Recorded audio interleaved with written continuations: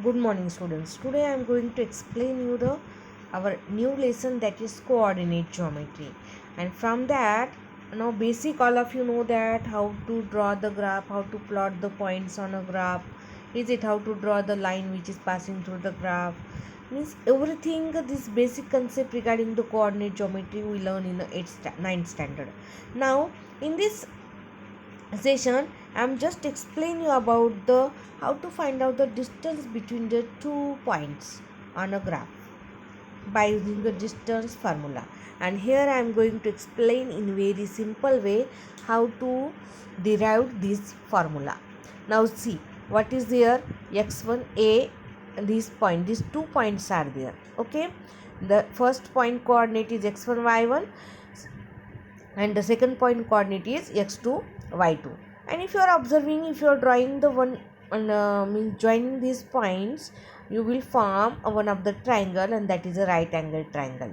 Okay, and the sides of right angle triangle is a, b and d. Okay, d is your hypotenuse. This angle form here when you are plotting this on a graph. This angle form a 90 degree, therefore it is a right angle triangle.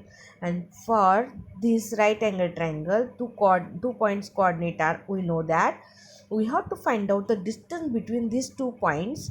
That this distance means the hypotenuse. We have indirectly what we have to find out, we have to find out the hypotenuse. All of you know that the right angle triangle, it, the hypotenuse square is equal to sum of the square of two remaining side. And therefore what is a here? A is x2 minus of x1. All of you know that how to find out the distance between the 2 points if the coordinate as given, simply by subtracting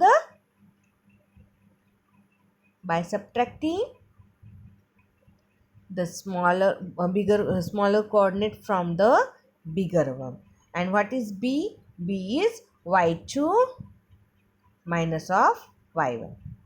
And by using the Pythagoras theorem, what you will get?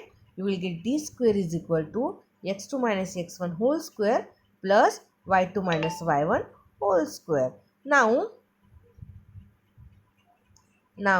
by taking the square root of both sides, the formula form, and that is the formula what? A d we will get.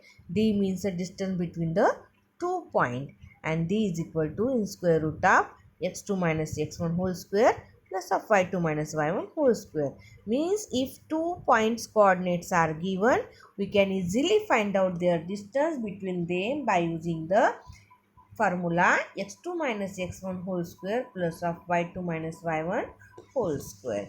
Now see, on this basis we have to solve the practice set 5.1 first question. Find the distance between each of the following pair. Now here I not mention the formula, all of you know the formula. By using the formula, substitute the value. Now see here, a is 2 comma 3, b is 4 comma 1.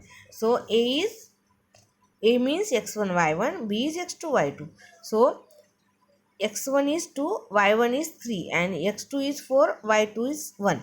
So by taking x2 minus x1, that is 4 minus 2 whole square plus 1 minus 3 whole square. So what you will get? 2 square plus 2 square, you will get in square root of 4 plus 4, that is, according to that you will get the value of distance between the AB.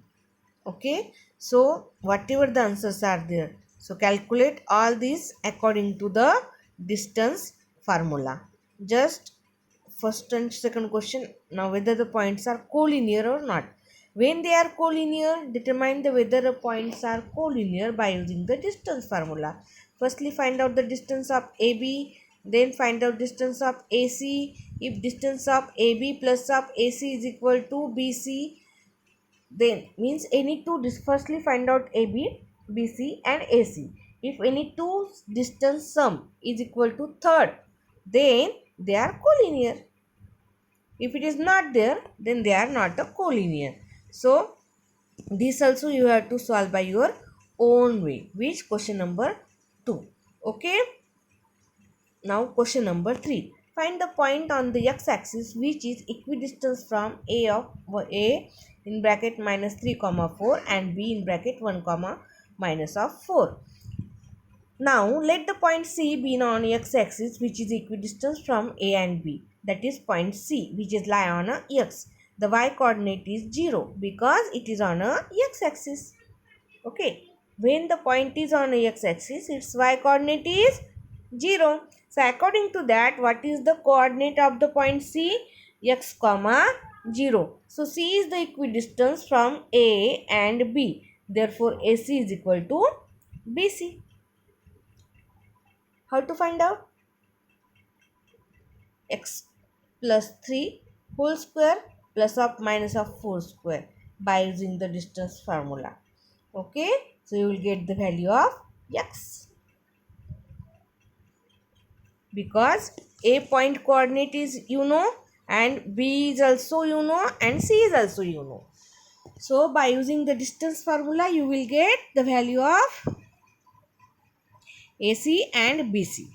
So after that you will get after calculation you will get the value of x. So the point x is equal to minus 1. That is what? The point A and B. The point on x-axis which is equidistant from point A and B is which point? Minus 1 comma 0.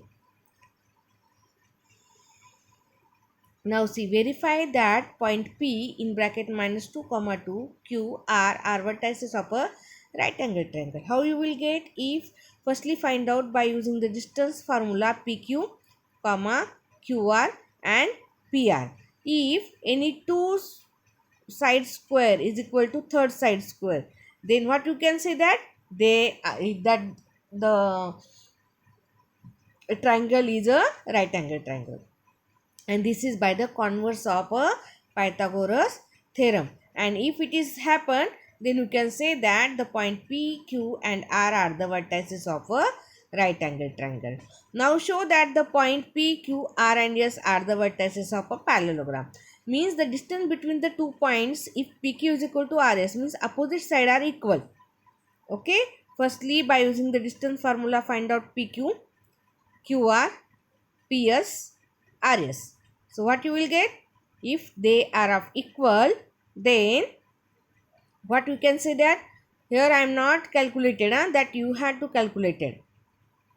Because same formula we have to use, which in square root of x2 minus x1 whole square plus r2 y2 minus y1 whole square. And by using this formula you have to calculate all the distance between the 2 points because the coordinates are given.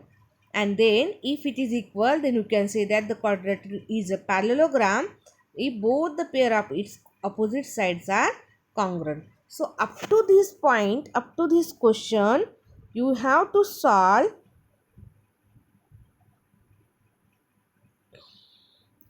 question number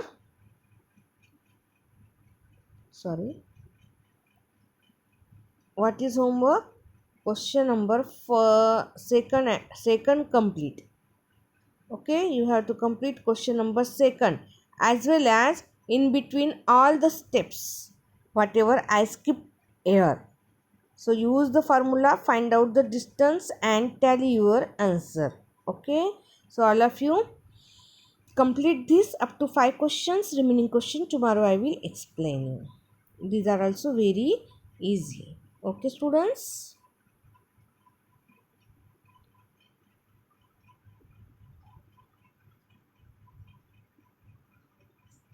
Just question number 2 you have to send me as a homework.